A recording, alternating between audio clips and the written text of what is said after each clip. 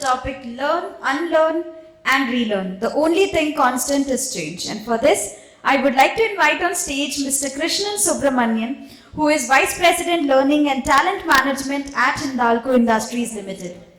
Giving a brief introduction, having spent over 2 decades in human resources, Krishnan has expertise in impacting business outcomes through strategic HR initiatives across different industries.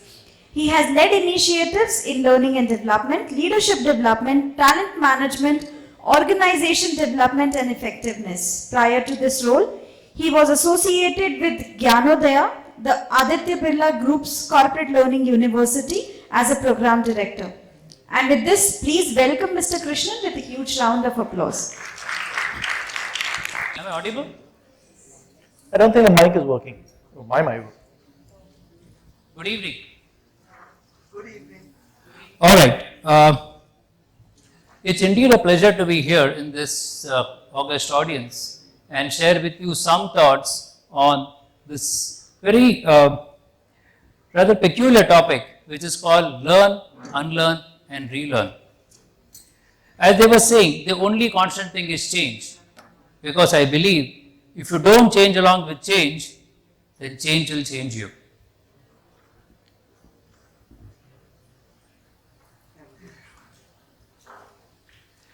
What does this image bring any thoughts to all of you? What are your first reactions to this image?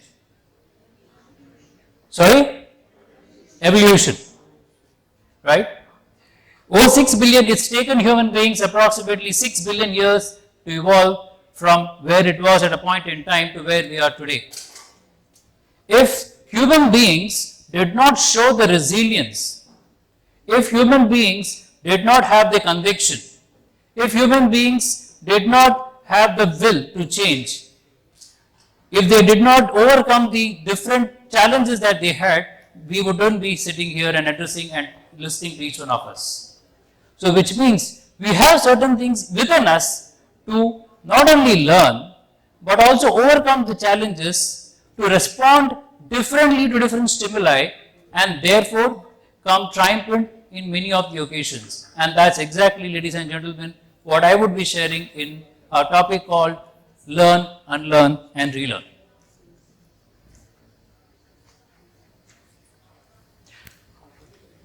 I was going through some data in terms of, whenever we say do this or do that, the first question that comes is, why should I do it? Okay. So when we did some research around the globe, of course, using Google, the first thing which said is, like, there was a survey which was conducted by Deloitte in 2018, and when they said, you're asking in terms of what would it take for you to change, and would you ever change with respect to your skills, 88% of them said, yes, my skills would become obsolete over the next 5 years and hence I need to change. So there is a driver, there is a motive for change. A similar trend followed in the next research, wherein they said, while there is a driver or a motivation for change, but I believe I need to develop new skills. It's not only about developing any skills. I need to develop new skills which are more relevant for my role, for my organization, and for my survival. And they said, while I'll not only believe, I am now willing to invest and do whatever it takes. So you'll see the transition that is happening over the period right from 2018. And finally, just about when the COVID struck, they also said, okay, now that I have done all these things, I am now motivated to do a great job. So you see the transition which comes. First, people are saying, yes, of course, my skills will become obsolete. So there's a realization that happens amongst the employees or the respondents. From there, they are saying, I'm willing to do whatever it takes. I'm willing to invest whatever I need to do, and thereby giving me an intrinsic motivation to work better, to do and contribute to the larger purpose. Here is an interesting quote, and I will leave it here for all of you to read, by Alvin Toffler. He says, the illiterate of 21st century will not be those who cannot read and write, but those who cannot learn, unlearn and relearn. Interesting. And this he said centuries ago.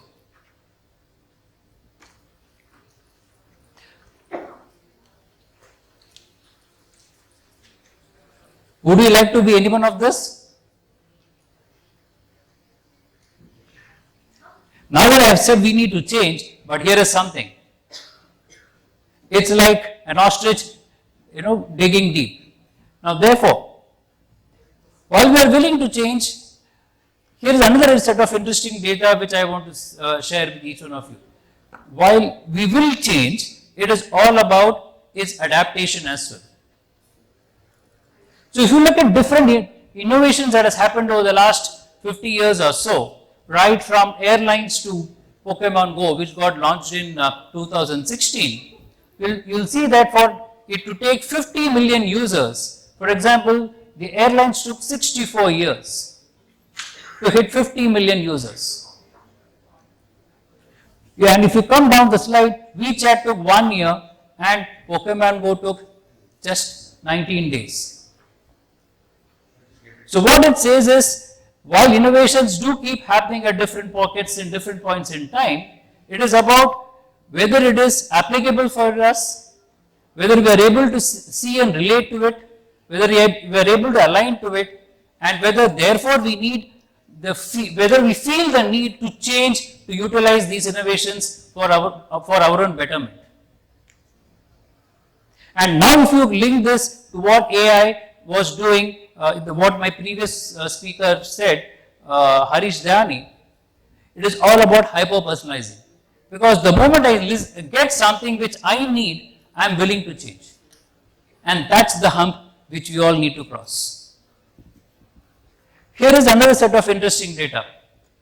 While the left hand, what I showed you was all about different innovations. If you take one stream, which is say online services, and you look at different products which were given or different services which were given through online, Netflix took 3.5 years to reach 1 million users. And lo and behold, ChatGPT took only 5 days. The reason here being, when Netflix started, people were not used to it. It was something which was coming for the first time. And by the time ChatGPT came, while many of us have been using Google and different forms of search engines, so ChatGPT was just probably an icing on the cake for us, and therefore many of us adopted to it very quickly. So therefore, what's the cycle of all of this? We all learn, and that's exactly what we have been doing right from the day we were born. We all learn right from, learning to walk, learning to talk, learning to write, and so on and so forth. But the challenge comes when we have to unlearn. And what is unlearn? Unlearning is not about forgetting things that we have done before or that we have learned before. Unlearning is rather our ability to look at the same things from a different or perspective or a different mental model in which we operate. Let me give you a couple of examples. Pre-COVID, when we were working and somebody said, I am going to work from home today, the general reaction was, we often used to suspect that employee. We often used to think, what is this person going to do? Does the person have a personal agenda? Would the person even deliver what is required to be done in that particular time frame? That's because we all were adopted. We all thought that coming physically to work was the only way we would be productive. The moment COVID struck, which was a trigger for us, and all of us started working from home, the entire perspective changed. Now all of us are quite okay when our team members work from home. We don't suspect. So so what has happened over this entire period of time is our response to a stimuli earlier has changed, pre-COVID and after COVID. And that is, so we need a stimulus to change our response, and we need to learn how to change our response to different stimuli, and that's the entire concept of unlearning. The more agile we become in doing that, the more easier it would be for us to learn new skills across, at not only at an individual level, but also at an organization level. And then of course, once you have crossed that hump of unlearning, then it's then the next factor of relearning new things. When someone is set to relearn a new set of skills or a new mindset, what is important to keep in mind is the forgetting curve. Are we giving enough inputs at appropriate times so that the learnings that has been given to an employee doesn't fade away over a period of time, but rather retains at a constant level? When I was learning, when I was young, I used to learn Upanishad and Vedas. My Guruji used to tell me, it's very, very difficult to teach, and impart this knowledge to someone, because it takes years and years and practice to learn. And I will say something, then he will say something, I will recite, and it takes years of time and this thing to practice it. But he said, it's very, very easy to forget it. I asked him how. He said, just don't practice. The moment you don't practice, or you don't listen to someone reciting this, you'll automatically forget. So all the effort that I put is gone for a toss. Later in my life, I realized actually what he was referring to was this forgetting curve.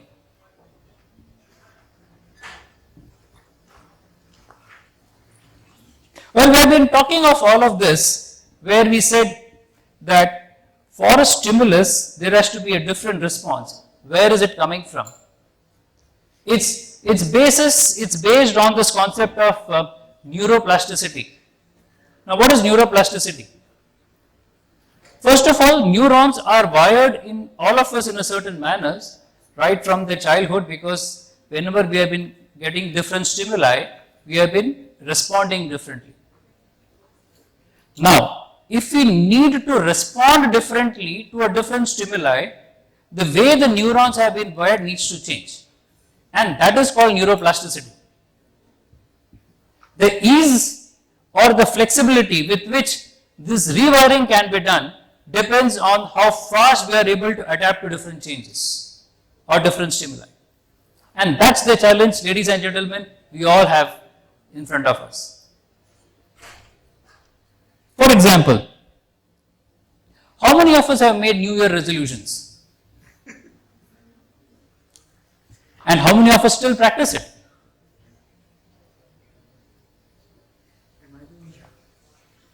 It's exactly the same case. Many of us go on this thing saying, I'll lose X number of kilos by so many days. But the moment it hits a wall, okay, we go back to our old behaviors, because our old neural wiring starts hitting us. We don't have it in us to take it forward to the next level. The moment we cross that hump, it's success for us. And that is where, ladies and gentlemen, as an individual and as an organization, we all need to support our employees. Now, this is an interesting bike. I was listening to this yesterday. There is someone who had, the normal bicycle, when you ride on it, the moment you turn right, the bicycle goes right. Okay? And the moment you turn left, the bicycle goes left. Now, here is a gentleman who of course learned bicycle like many of us, right from kindergarten. Okay? So, and he used to boast about it.